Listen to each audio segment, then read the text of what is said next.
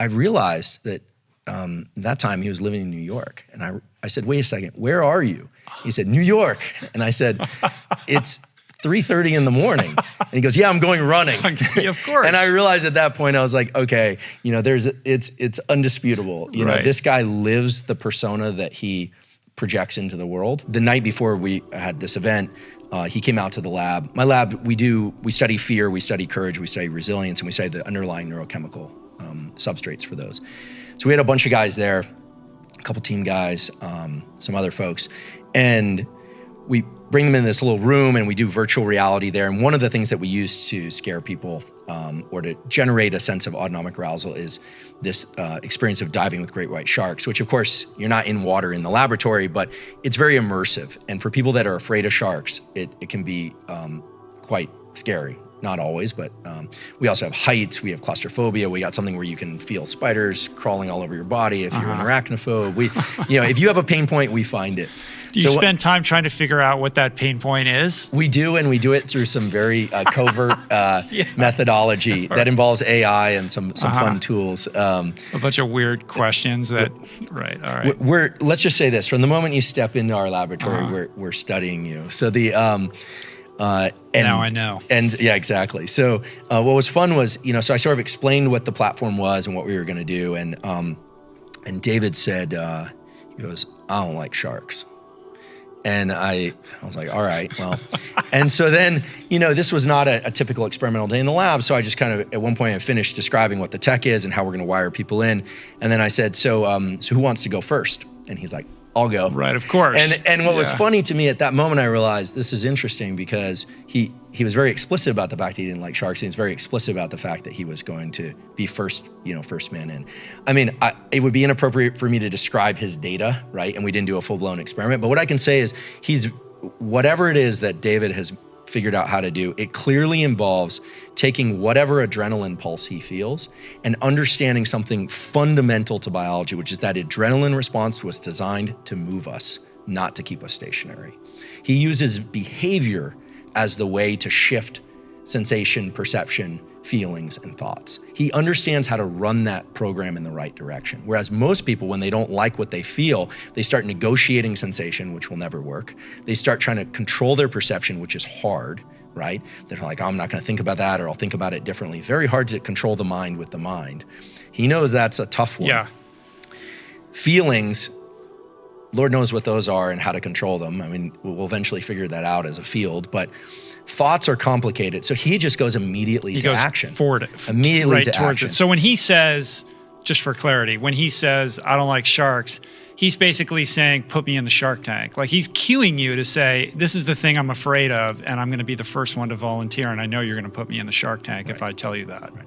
Exactly. Yeah. And I think, and I obviously can't speak for him, but one of the things I think is very clear is that he's tapped into this neuroplasticity process through the door, through the portal of agitation and stress. He's figured out, and this is really the holy grail of neuroscience, is how can I modify my brain? Well, you modify it by placing yourself into discomfort and using that as a propeller to move you into action. And a couple years later when David was working on his book and I heard the book was coming out, I think I saw a pre-release announcement, I texted him and I just said, look, I'm really excited to see your book. And he said, oh, great, thank you. It'd be great if you'd write something about it, like an endorsement. I said, oh, I'd be honored to, I'm happy to. And he said, but I need it tonight. Right. And this was Saturday at, I think it was like 10:30 at night when I texted him. So I said, great, well, I'd be happy to, I won't do it now. And he said, I need it by midnight. So I sit down and I start writing this thing. And these are short blurbs, but I kind of realized that, you want to get it right. It's David and, my name's next to it and I want to do it justice. So I'm sitting down, I'm working on this thing and I text him, look, I'm gonna be a few minutes late, no problem. Finally, I send him the thing at like 12:30 at night. And he's like, oh, bro, thank you. I promise I'll send you a copy, this and that. And I was like, grateful, thank you. And then I realized that that time he was living in New York. And I said, wait a second, where are you? He said, New York. And I said, it's 3:30 in the morning. And he goes, yeah, I'm going running. Of course. And I realized at that point, I was like, okay, it's undisputable. This guy lives the persona that he projects into the world. And even that day, that consulting gig, there was a 4 o'clock lag, and he was like, no, let's keep going. So he's figured something out. And I think that his enormous popularity it's earned because he's figured out that it really doesn't matter if you come at something from a place of joy and love, and that would be wonderful. But there's a whole other set of ways to approach this that involve slogging through the discomfort, the doubts, the wish for things to be different, and starting with behavior. Yeah. And it's incredible because if you think about sensation, perception, feeling, thought, and behavior, actually the way to control our nervous system and feel the way we want to feel is to run that backwards. Behavior, thoughts. So if you change your behavior, then generally your thoughts, your feelings, and your perceptions change.